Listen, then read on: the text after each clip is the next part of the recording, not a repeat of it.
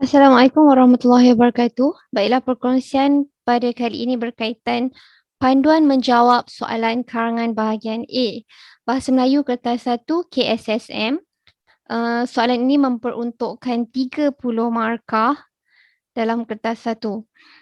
Okey, contoh soalan yang cikgu akan gunakan adalah seperti berikut. Iaitu karangan ini mempunyai yang dipanggil juga sebagai karangan bahan rangsangan akan disoal melalui beberapa sumber ataupun bahan rangsangan yang digunakan seperti kalau dilihat dalam soalan ini ada dialog, ada petikan yang dipetik daripada berita, juga boleh diambil daripada majalah dan ada gambar. Sebagai bahan rangsangan untuk pelajar gunakan dalam karangan. Terdapat juga soalan-soalan yang menggunakan bahan-bahan seperti poster, gambar rajah, iklan, papan tanda dan sebagainya.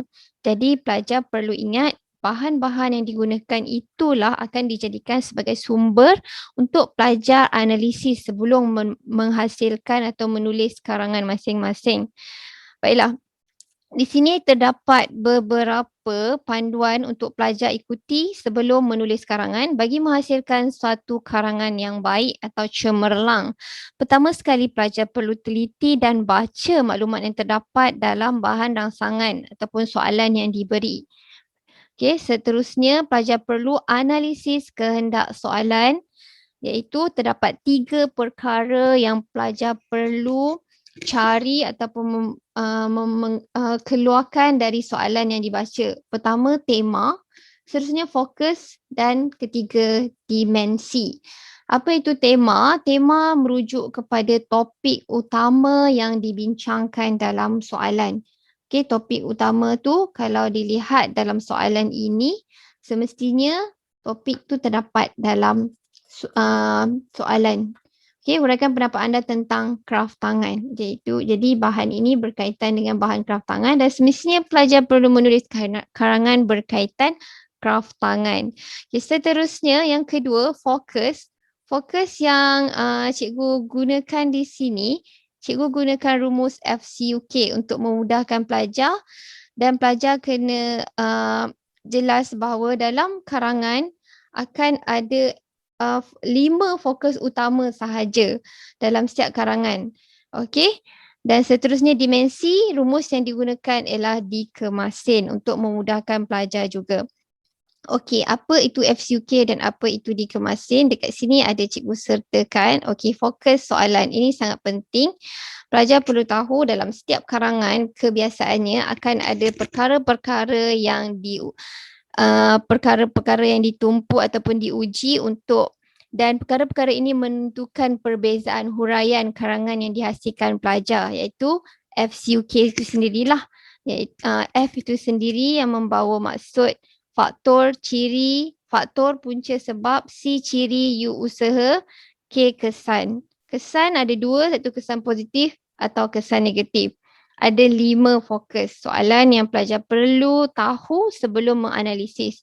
Okay, seterusnya dikemasin. Yang dimaksudkan dengan dikemasin iaitu siapa pihak yang terlibat dalam soalan. Okey, pihak yang terlibat dalam soalan maksudnya terdapat banyak pihak seperti yang diringkaskan menggunakan dikemasin ni adalah rumus yang pelajar boleh pegang dan gunakan untuk pelajar keluarkan, cari pihak-pihak tertentu yang terlibat kerana sekiranya pelajar menghasilkan satu penulisan yang lebih berfokus pada satu pihak, penulisan tersebut adalah penulisan yang lebih baik lah. Okay, daripada pelajar menggunakan kata ganti nama diri kita ataupun sesuatu yang terlalu umum, itu karangan yang kurang mantap. Jadi karangan yang matang adalah menggunakan kata ganti nama diri yang merujuk kepada soalan dan berfokus pada pihak-pihak yang disoal dalam tugasan. Okey, dikemasin yang dimaksudkan di sini merujuk kepada diri, keluarga, K keluarga. Dalam keluarga adik bapa, adik-beradik, M masyarakat, jiran, komuniti setempat, generasi muda, pihak-pihak yang terlibat dalam suatu peringkat itulah. sekolah, pentadbir, guru, kaunselor pelajar and negara, kerajaan, badan bukan kerajaan dan rakyat. Seterusnya media massa. Kat sini diberi takrifan media massa pelbagai jenis alat komunikasi, merujuk pada pelbagai jenis alat komunikasi seperti televisyen, radio, surat khabar, majalah dan sebagainya yang dapat menyampaikan maklumat seperti berita dan sebagainya kepada orang awam dengan cepat dalam masa yang singkat atau disebut sebaran am. Ini takrifan daripada Kamus Dewan. Okay, itu berkaitan dengan media massa. Jadi pelajar jelas bahawa dimensi ini merujuk kepada pihak yang terlibat dalam soalan. Baiklah, kita terus kepada langkah yang seterusnya yang perlu pelajar lakukan. Selepas analisis tema, fokus dan dimensi, pelajar perlu tahu bahawa setiap bahan rangsangan analisis maklumat dalam setiap bahan dengan teliti untuk mencari fokus. Fokus yang FCUK tadilah. Setiap bahan rangsangan soalan mempunyai 2 atau lebih fokus. Jadi untuk karangan bahagian A pada kali ini, pada format KSSM, memang setiap karangan itu ada 2 atau lebih fokus. Jadi pelajar perlu tahu dan perlu analisis setiap bahan yang diberikan kerana fokus tu tidak dinyatakan secara langsung. Tidak dinyatakan secara langsung dalam soalan. Jadi pelajar perlu hati-hatilah. Okey. Dan seterusnya bilangan patah perkataan, karangan. Juga pelajar perlu ambil perhatian bahawa bilangan patah perkataan hanyalah antara 150 hingga 200 patah perkataan. Tidak boleh terlalu sikit sehingga kurang dari 150 dan tidak boleh terlalu lebih sehingga melebihi 200 patah perkataan. Jadi cikgu pergi kepada contoh soalan ini untuk pelajar mudah menjawab. Pelajar seharusnya ada alat-alat seperti highlighter atau pen berwarna untuk mudah pelajar bezakan. Dekat sini ini contoh soalan yang telah cikgu analisis. Jadi awak catatkan tema, fokus dan dimensi. Jadi tema kebiasaannya ada pada soalan. Huraikan pendapat anda tentang kraft tangan. Jadi itulah tema. Tema karangan ini berkaitan dengan kraft tangan. Okey, seterusnya cari fokus. Pelajar perlu baca setiap bahan ini. Contohnya dialog lelaki ini, saya amat meminati kraft tangan yang unik. Walau bagaimanapun minat saya terpadam kerana harganya yang mahal. Selain itu, generasi muda seperti saya kurang pendedahan tentang kraft tangan. Di sini juga dinyatakan di samping terdapat fokus pertama, pelajar perlu analisis sendiri. Jadi itu yang dikatakan fokus tak dinyatakan langsung sama ada faktor ke sebab tak diberi langsung kata-kata tersebut dalam soalan. Pelajar perlu analisis melalui isi yang diberi ini, itulah yang pelajar dapat keluarkan fokus yang pelajar dah hafal dari FCUK itulah. Dan pada masa yang sama, pelajar juga perlu mengeluarkan dimensi dikemasin. Siapa? Yang disebut di sini adalah generasi muda. Jadi yang dinyatakan sebab generasi muda kurang minat terhadap produk-produk kraft tangan. Okey, seterusnya bahan daripada keratan berita harian juga ada input atau fokus kedua di sini. Iaitu dalam perenggan pertama, Kuala Lumpur, produk kraft tangan tradisional tempatan mampu menembusi pasaran antarabangsa sekiranya Kementerian Pelancongan Seni dan Budaya membantu pemasaran produk. Okey, jadi dalam konteks ni juga tak ada disebut fokus. Pelajar perlu fikir sendiri. Iaitu fokus ini merujuk kepada langkah. Bila ada pihak iaitu kerajaan dari Kementerian Pelancongan Seni dan Budaya ini, kerajaan lah membantu pemasaran produk. Ini merujuk kepada peranan ataupun langkah yang dilakukan oleh kerajaan. Okay, selain itu, pengusaha juga perlu memastikan penghasilan produk seni dan kraft tangan tempatan lebih kreatif tetapi kontemporari sejajar dengan aliran semasa. Jadi juga diberikan salah satu langkah lain yang perlu dilaksanakan oleh pengusaha. Jadi ada 2 isi dekat sini, pelajar perlu pilih. Perkara utama yang pelajar perlu keluarkan ialah fokus kedua iaitu langkah.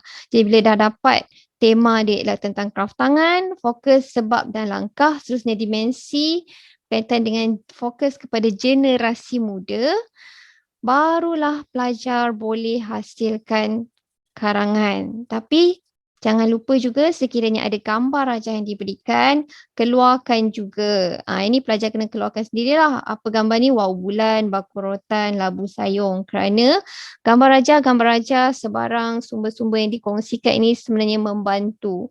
Manfaatkan dan masukkan dalam penulisan karangan kamu. Boleh dijadikan sebagai contoh-contoh produk kraft tangan.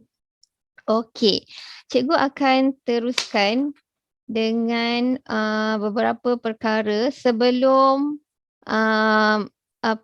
pelajar menulis karangan seperti yang diberi dalam langkah yang kelima tadi. Pelajar perlu menitik beratkan bilangan patah perkataan. Okey, di sini ada cadangan bilangan patah perkataan mengikut perenggan. Okey, cadangan bilangan patah perkataan mengikut perenggan. Cadangan perenggan yang dihasilkan pelajar, karangan yang dihasilkan pelajar adalah mengandungi 4 perenggan. Jadi disebabkan keterhadaan bilangan patah perkataan untuk mengelakkan pelajar sendiri menghadapi masalah terlebih bilangan patah perkataan. Jadi dekat sini cikgu bagi ketetapan pelajar boleh buat 4 perenggan. Di penulisan satu karangan itu masih seperti biasa mengandungi satu pendahuluan, isi dan penutup. Cuma dekat sini dah dinyatakan anggaran. Anggaran bilangan patah perkataan untuk pelajar mudah merancang penulisan agar tidak menulis penulisan yang melebihi bilangan patah perkataan. Misalnya pendahuluan antara 30 hingga 35 patah perkataan. Seterusnya ini pendahuluan, seterusnya perenggan isi. Satu perenggan isi sepatutnya ada, satu perenggan isi ada dalam 60 hingga 65 patah perkataan setiap perenggan. Juga penutup sama panjang dengan pendahuluan, iaitu ada 30 hingga 35 patah perkataan. Okey, 30 hingga 35 patah perkataan. Okey. Jadi ini anggaran patah perkataan yang pelajar boleh gunakan dalam penulisan. Seterusnya, pelajar juga diingatkan untuk mengira bilangan patah perkataan dan tulis di bawah karangan anda. Bawah kanan kira bilangan patah perkataan dan tulis, Okey, ada gangguan.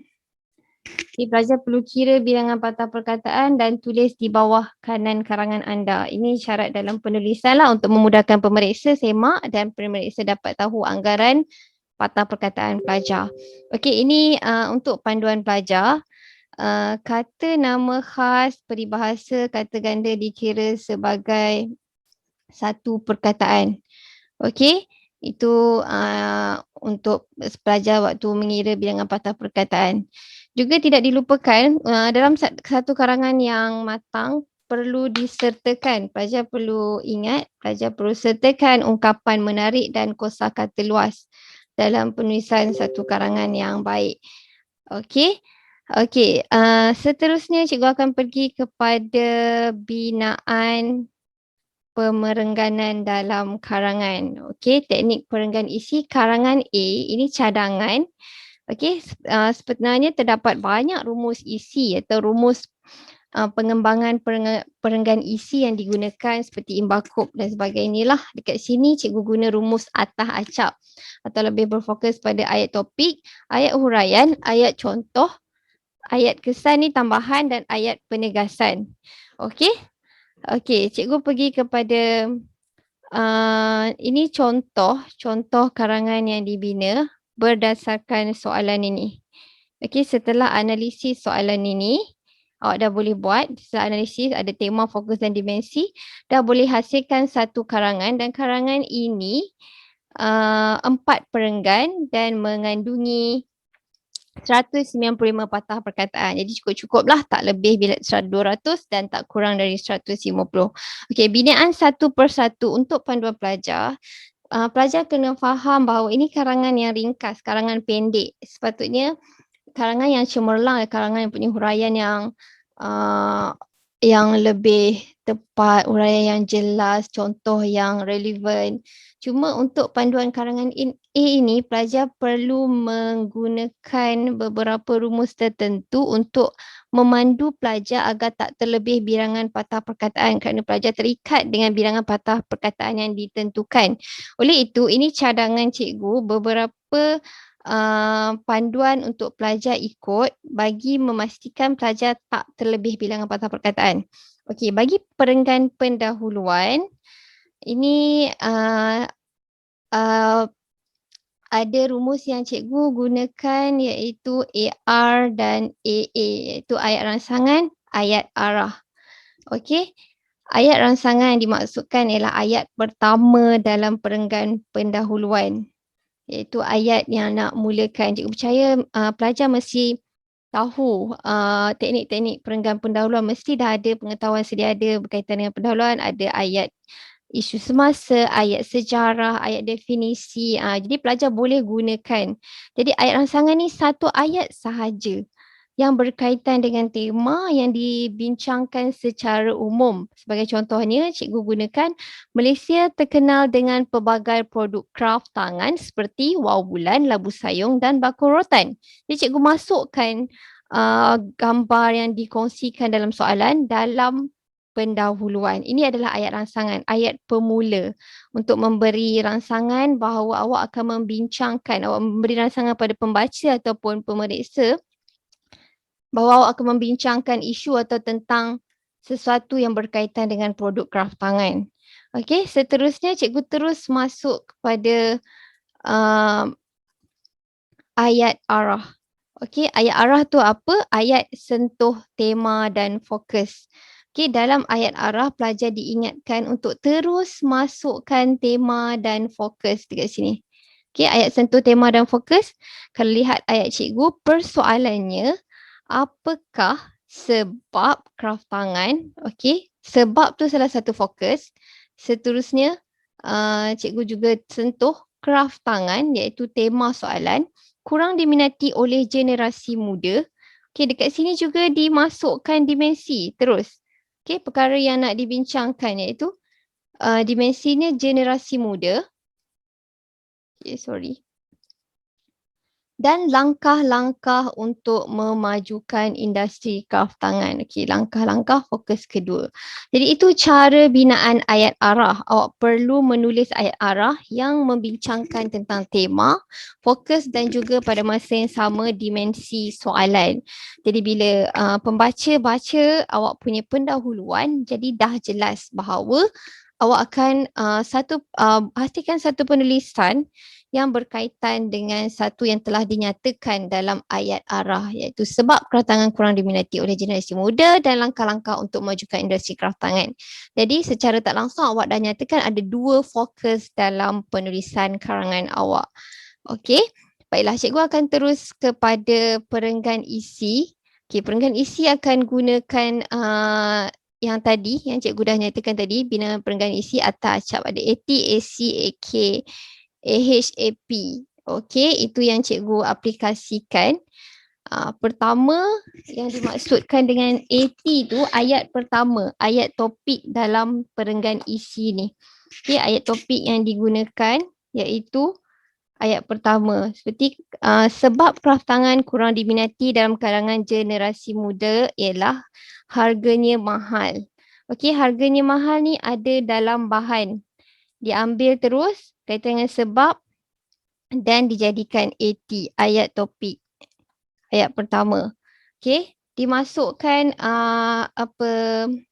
rangkaian ayat ini, kesinambungan ayat ni dimasukkan beberapa penggunaan penanda wacana. Seperti hal ini dikatakan demikian kerana, okey, penanda wacana untuk bagi ada kesinambungan. Bahan-bahan pembuatan sukar ditemui menyebabkan pengusaha terpaksa meningkatkan harga jualan produk. Jadi seterusnya ayat huraian. Menghuraikan ayat topik tadilah. Okey, ayat kedua ni ayat huraian. Dan yang ketiga tamsilnya. Jadi tamsil, contoh, misal itu antara penanda wacana yang menunjukkan penggunaan ayat menunjukkan ayat contoh.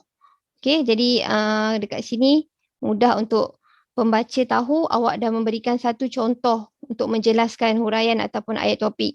Harga bakul rotan bersaiz kecil mampu mencecah ratusan ringgit. Jadi ini merupakan ayat contoh. Okey, seterusnya hal ini menyebabkan pembeli membatalkan niat untuk membeli produk. Jadi ada perkataan menyebabkan iaitu ayat kesan. Okey. Ayat kesan AK dekat sini. Dan jelaslah bahawa faktor harga yang mahal menjadi punca kraftangan kurang diminati generasi muda. Jadi ini ialah ayat penegasan. Ayat penegasan sangat berkait rapat dengan ayat topik. Menegaskan kembali ayat topik yang dah dibincangkan tadi. Cuma tegaskan melalui penggunaan penanda wacana, jelaslah bahawa tuntasnya dan sebagainya lah. Okey, jadi kalau lihat balik, ini salah satu perenggan isi yang kukuh yang dihasilkan menggunakan rumus AT, AH, AC, AK, AP. Jadi tak begitu panjang. Ada 62 bilangan patah perkataan jika dikira. Dan cukuplah menjelaskan satu isi, membincangkan salah satu fokus dalam bahan yang diberi. Okey, jadi fokus yang kedua sama, terus kepada fokus yang berbeza. Dekat sini merujuk kepada langkah memajukan industri keratangan. Diambil dari petikan tadi, petikan berita, Kementerian Pelancongan Seni dan Budaya membantu pemasaran produk-produk kraftangan tempatan. Okey, jadi ayat topik ni ialah isi yang diberikan dalam soalan tadi. Jadi ayat topik ni membantu kementerian yang merujuk kepada Kementerian Pelancongan Seni dan Budaya membantu pemasaran produk kraftangan. Okey, ini isi utama. Jadi peranan pelajar, isi tu boleh digunakan ayat pertama, seterusnya hasilkan ayat huraian. Hal ini membolehkan pasaran produk ini lebih meluas. Huraikan ayat topik, misalnya memberi contoh. Okey, kali ini variasikan perkataan. Tadi guna tamsil, kali ini guna misal. Okey, dah berbeza. Tak adalah guna tamsil je dari awal sampai habis. Seterusnya produk labu sayung. Tadi guna bakul rotan, sekarang guna manfaatkan gambar tu labu sayung dipromosikan melalui iklan yang menarik. Ini contoh. Contoh ni ayat contoh daripada ayat topik. Macam mana kementerian tu nak bantu pemasaran produk, produk itu dipromosikan melalui iklan yang menarik. Kesannya, langkah ini dapat menarik perhatian generasi muda kerana golongan ini mudah tertarik dengan iklan-iklan di media masa. Okey, ini kesan daripada contoh langkah yang dilaksanakan. Okey, seterusnya oleh itu kerajaan mainkan peranan dominan dalam memajukan industri keratangan melalui pemasaran produk. Okey, jadi penegasan dia balik. Okay, dekat sini juga perlu gunakan beberapa kosakata luas. Contohnya di sini ada dimasukkan, diselitkan kosakata luas seperti perkataan dominan. Okey. Dan itu dua perenggan isi yang dah membincangkan dua fokus utama dalam karangan tadi, dalam soalan tadilah. Okey, kedua-dua perenggan ni memperuntukkan 62 patah perkataan setiap perenggan. Jadi tak terlalu banyak dan tak terlalu sikit. Okey, seterusnya perenggan yang terakhir, perenggan kesimpulan. Perenggan kesimpulan, pelajar juga digalakkan limitasikan bilangan patah perkataan, boleh gunakan rumus yang cikgu guna, KECAHA, iaitu kesimpulan. Kesimpulan ni kesimpulan utama, cadangan dan harapan.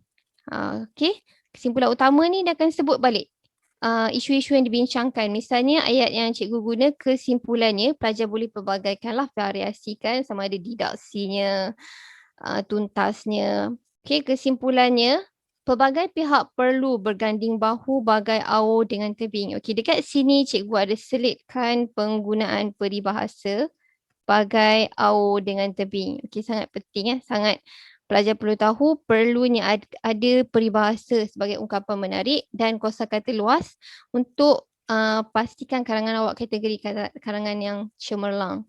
Okey, untuk melaksanakan prakarsa, prakarsa ni juga kosakata luas menggantikan perkataan langkah. Sorry. Okey, menggantikan prakarsa ni untuk menggantikan perkataan langkah iaitu kosakata luas bagi meningkatkan minat generasi muda dalam industri kraftangan. Okey, dekat sini kesimpulan tu memang simpulkan kembali